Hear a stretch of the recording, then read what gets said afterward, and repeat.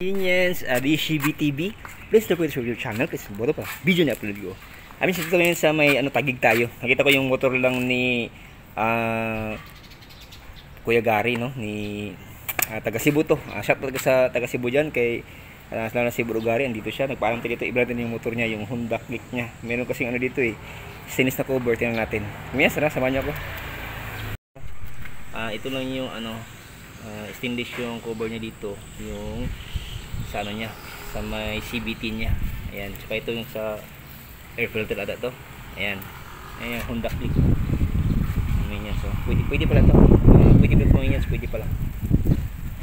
150i to, Honda Click 150i.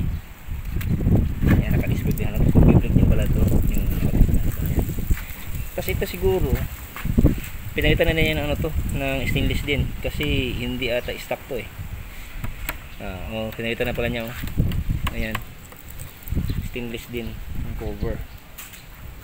Pati rin dito pala stainless na rin dito. Ayan, talagang pati yung yung muffler guard stainless na din. Ayan ayan, para ma-idea kayo maintenance na pwede palang lagyan ng stainless ito pati dito sa baba. Ayan. Maintenance. Ading? Sige, si Uding may Uding from Iloilo yan. Iloilo. Uwi na Iloilo yan. Abangan nyo. Si Uding.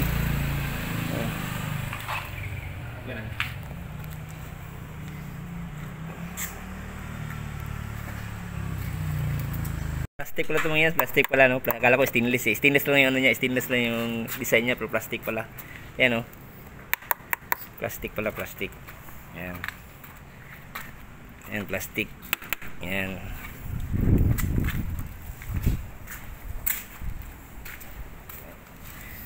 Ayan. No, itong motor ni Kuya Gary, no? Kaya may sa kanya kay from Cebu siya. Kami yan, salamat sa panonood. Bishop mo, Power Keep. Sana sa buti kalian mo yan. Bye-bye mga inyans.